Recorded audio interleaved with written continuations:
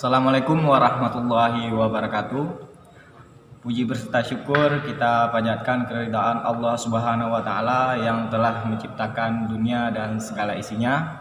Selawat beri salam kita lantunkan ke baginda Nabi besar Muhammad sallallahu alaihi wasallam yang telah membawa kita dari masa kebodohan ke masa yang penuh dengan ilmu pengetahuan. Perkenalkan, nama saya Zulfahri, asal Desa Matangmuje, Kecamatan Matangkuli, Kabupaten Aceh Utara. Salam hormat saya kepada Ketua KMPI Luk Sukun dan seluruh jajarannya. Pada kesempatan kali ini saya akan sedikit memaparkan orasi tentang tanggung jawab pemerintah Aceh Utara dalam menanggulangi pengangguran dan upaya dalam menciptakan lapangan pekerjaan. Berkenaan hal ini, saya dedikasikan untuk lomba orasi ilmiah yang diadakan oleh KMPI Luk Sukun. Seperti yang kita ketahui bersama, bahwasanya tingkat pengangguran di Aceh Utara cukuplah besar. Provinsi Aceh sendiri berdasarkan data Badan Pusat Statistik atau BPS, dari total 2.069.000 jiwa, total penduduk Aceh yang berumur wajib kerja 171.000 jiwa atau 8,27%, diantaranya tercatat sebagai pengangguran.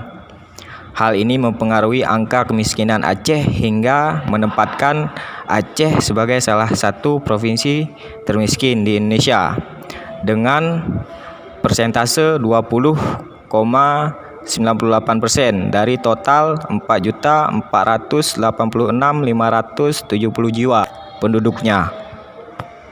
Selain daripada itu, data BPS menyebutkan jumlah tingkat pengangguran terbuka di Kabupaten Aceh Utara pada Agustus 2017 sebanyak 11,2%, tingkat pengangguran terbanyak di Provinsi Aceh.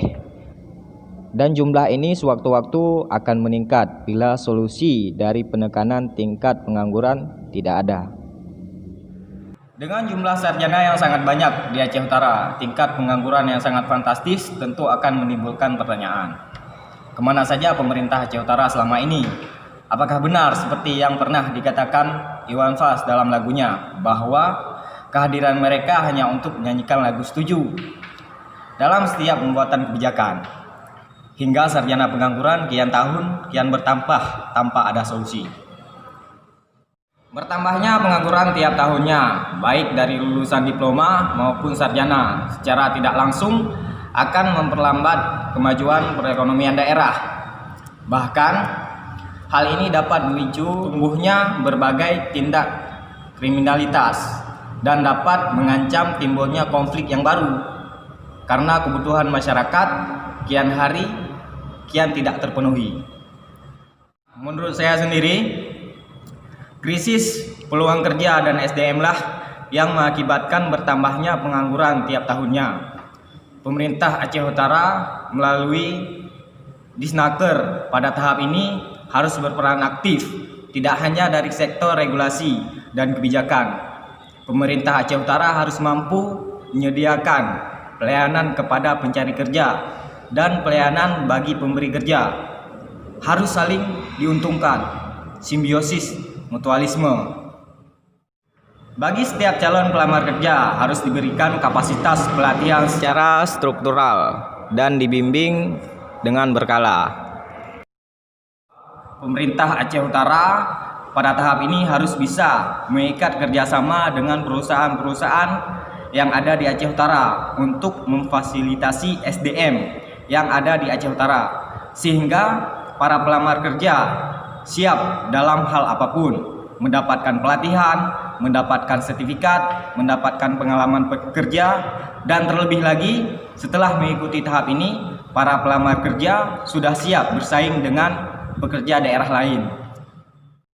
Nah, dengan begini, kawasan Aceh Utara khususnya bisa memanfaatkan potensi perusahaan yang ada di dekatnya seperti PHI. Dengan adanya pelatihan secara terstruktur, para pelamar kerja sudah mendapatkan pengalaman dari pelatihan kerjasama yang dilaksanakan oleh Disnaker yang bekerja sama dengan perusahaan-perusahaan tersebut. Dengan begini, tidak ada lagi yang namanya krisis peluang kerja dan krisis SDM, sehingga pada poinnya pemerintah daerah tidak hanya mendapatkan CRR dari perusahaan-perusahaan tersebut, bahkan perpajakan pekerja sudah masuk ke dalam kas daerah melalui NPWP. Dan yang terlebih penting, angka pengangguran di Aceh Utara dapat ditekan. Demikianlah sedikit orasi saya. Atas salah kata atau hal lain yang menyudutkan satu pihak, saya mengucapkan ribuan kata maaf. Akhir kata, assalamualaikum warahmatullahi wabarakatuh.